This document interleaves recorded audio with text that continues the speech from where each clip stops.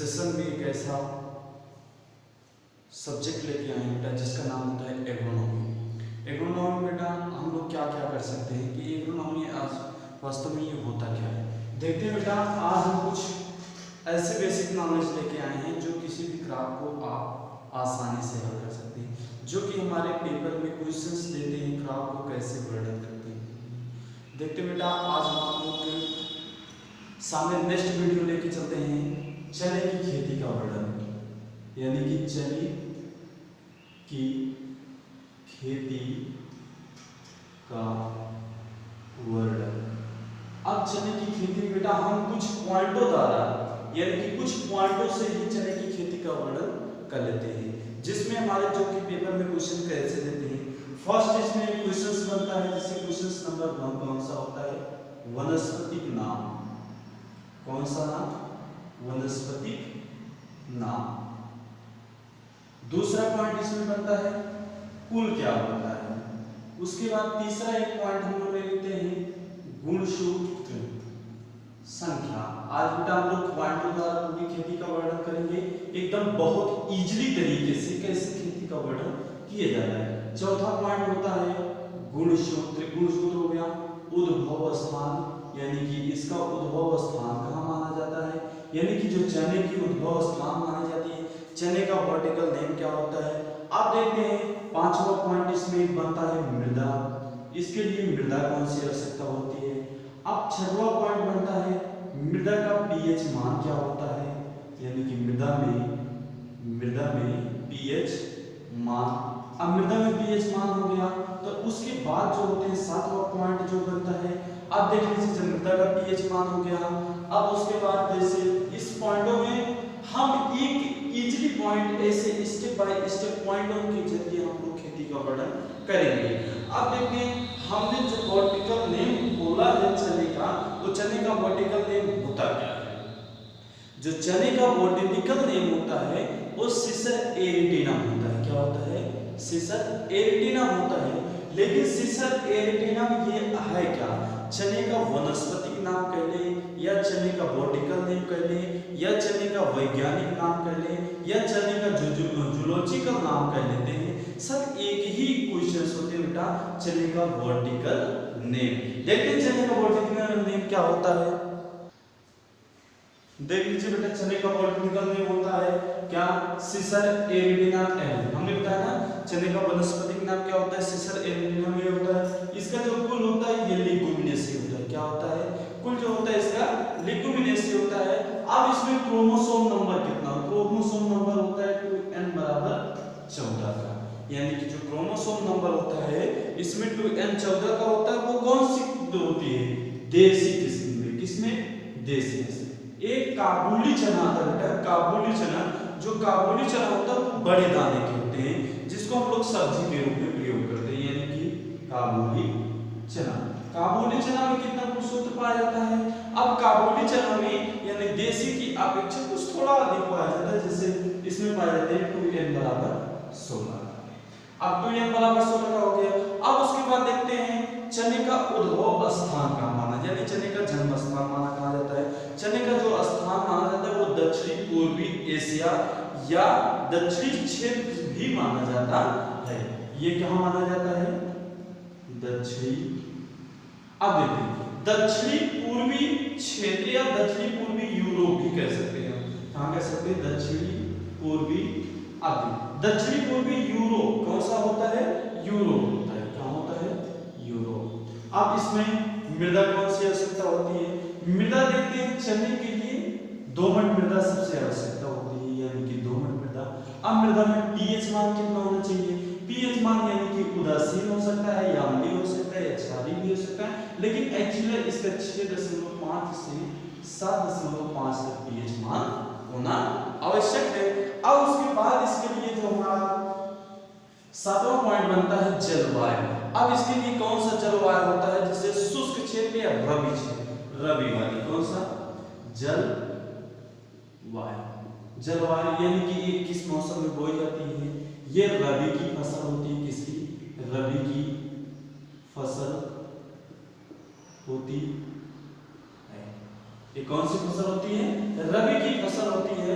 अब उसके बाद इसमें जो होता है इसका बुआई का समय, यानी चने में बुआई कब की जाती है, क्वेश्चन बन जाता है बुआई का समय। चने में बुआई कब की जाती है, जो चने की बुआई की जाती है वो हमारे किस तरीके से कब की जाती है, ये देखते हैं। अक्टूबर के दूसरे तथा तीसरे सप्ताह में इसकी हमारी खेती कर दी जाती है, यानी कि अक्टूबर के दूसरे या तीसरे सप्ताह में करनी चाहिए, यानी कि अक्टूबर से, आप देखते हैं बेटा इसमें कब बुआई करनी चाहिए, अक्टूबर के दूसरे तीसरे सप्ताह में इसकी बुआई कर देनी चाहिए।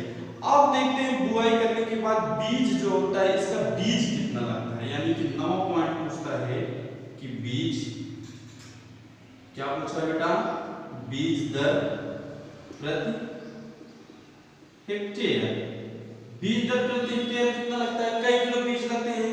अब क्या 10 किलो 20 किलो 50 किलो 100 किलो कितना बीज लगता है, छोटे दाने वाले जितने भी होंगे, यानी कि छोटे दाने वाले में कितने बीज लगते हैं, 1 हेक्टेयर में बुआई के लिए लगभग 65 केजी लगते हैं, कितना 65 केजी प्रति हेक्टेयर, कितना बेटा प्रति हेक्टेयर लगता है।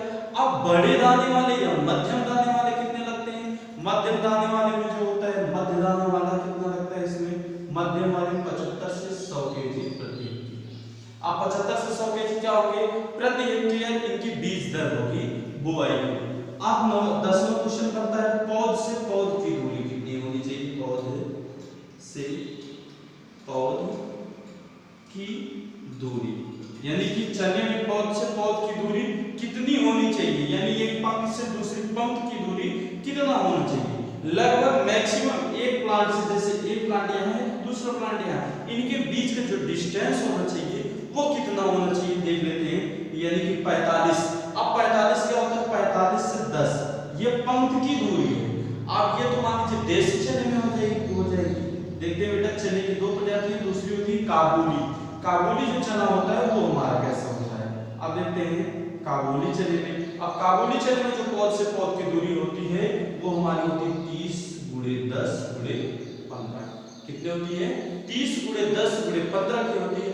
अब बुआई के मतलब बीज की गहराई कितनी होती है, ग्राम में कितना, बीज की गहराई के सेंटीमीटर होती है, लगभग 6 से 8 सेमी, कितना होती है बेटा 6 से 8 सेमी। अब इसमें खाद एवं उर्वरक एक पॉइंट, 12वां पॉइंट इसमें क्या होता है, खाद एवं उर्वरक, यानी NPK की मात्रा प्रति हेक्टेयर, NPK की मात्रा प्रति हेक्टेयर 40 से 50 केजी, कितना 40 से 50 केजी हमारा क्या होना चाहिए, नाइट्रोजन होना चाहिए। अब उसके बाद 20 से 30 केजी हमारा क्या होना चाहिए, फास्फोरस होना चाहिए। अब देखते हैं 20 से 30 केजी अगर फास्फोरस है तो 20 से 30 केजी हमारा पोटास भी होगा, कितना होगा 20 से 30 केजी हमारा पोटास भी है। अब 20 से 30 केजी पोटास हो गया। अब उसके बाद जब 20 से 30 केजी पोटास हो गया तो इसमें रोग और कीट भी लगते होंगे बेटा, क्या लगता होगा, रोग और कीट भी लगते होंगे। अब इसमें रोग देख लेते हैं बेटा, इसमें एक क्वेश्चन सॉल्व कर जाते हैं, यहाँ इसको इरेज कर लेते हैं बेटा, आया होगा इसको समझ में आ गया। अब इसमें रोग कौन सा होता है और कीट कौन सा होता है, देखते हैं रोग और कीट।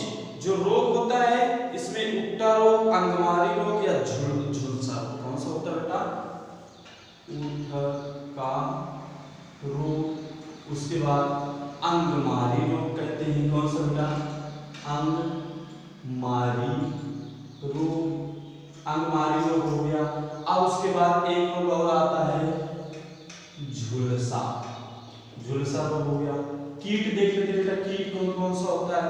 अब इसमें कौन कौन से कीट होते हैं, जैसे बेटा कीट जो होते हैं कभी फली भेदक हो जाते हैं तो कभी फली छेदक हो जाते हैं। देखते हैं भेदक कीट हो जाते हैं, यानी कि फली भेदक कीट हो जाते हैं। आज बेटा इसमें बताते रहे, तना फली भेदक फली छेदक ऑफ उसमें फूल भेदक एक भी कीट आता है। उसके बाद आता है बेटा रोकथाम के लिए, इसमें एक पॉइंट बनता है कौन सा, रोकथाम। रोकथाम के लिए जैसे इंडोफिल 45, टाटायम 45, उसके बाद डायथायराम 45, उसके बाद उपज क्या होती है, यानी कि प्रोडक्शन कितना हो गया, उपज देखते हैं। उपज हमारे जो देसी चने होते हैं उसमें कितना होता है, देसी चने में 15 से 20 कुंटल होता है प्रति हेक्टेयर। उसके बाद देसी चने के बाद जो इसमें सिंचित क्षेत्र होते हैं, असिंचित क्षेत्रों में दो होते हैं बेटा, देख लीजिए। सिंचित क्षेत्रों में जो बेटा इसमें उत्पादन होगा 15 से 20 कुंटल प्रति हेक्टेयर होगा, और जो असिंचित क्षेत्र होते हैं, क्योंकि चने में सिंचाई की मात्रा बहुत कम होती है, कह सकते हैं बेटा 1 से 2 सिंचाई, मैक्सिमम 1 से 2 सिंचाई चने के खेत में होती है। इसके लिए आप देखते हैं बेटा, आई होप कि बेटा ये आप लोग को बहुत इजीली तरीके से आ गया होगा। नेक्स्ट क्लास के साथ मिलते हैं आप लोग को लिए, लेकिन बेटा ये आप लोग एक रफ और पेन लेके नोट कर लीजिए, ये बहुत इजी तरीके से है बेटा। किसी भी क्रॉप को, यानी किसी भी क्रॉप की खेती के, यानी खेती का वर्णन करने के लिए बेटा किसी भी तरीके में आप लोग देखेंगे बहुत डिफिकल्टी देता है। मैं आप लोग के लिए बहुत ही छोटे सेशन पे लेके आया हूं बेटा। मेरे एग्रीकल्चर चैनल को सब्सक्राइब करना ना भूलिए बेटा। आप लोग वीडियो को लाइक और शेयर अपने दोस्तों के साथ ढेर सारा लाइक और शेयर करें बेटा। फिर से एक बार इसको रिवीजन कर लेते हैं। चने का खेती का वर्णन क्या होता है, यानी कि चने का बॉटनिकल नेम होता है सिसर एरिटिनम होता है। फूल जो होता है लेगुमिनेसी होता है इसका। गुणसूत्रों की संख्या 2n 14 होता है। देसी में काबुली में क्या होता है कि 2n बराबर 16 का होता है। उसके बाद उद्भव स्थान दक्षिणी पूर्व यूरोप होता है। मृदा होती है दोमट। मृदा का पीएच मान होता है 5.5 से 6.5। अब इसके लिए जलवायु कौन सी आवश्यकता होती है, जलवायु रबी की फसल होती है। बुआई का समय यानी अक्टूबर के दूसरे या तीसरे सप्ताह में करनी चाहिए। बीज दर कितना होना चाहिए, छोटे बीज लगभग 75 केजी होना चाहिए प्रति हेक्टेयर। माध्यम वाले में जो होना चाहिए 75 से 80 केजी होनी चाहिए।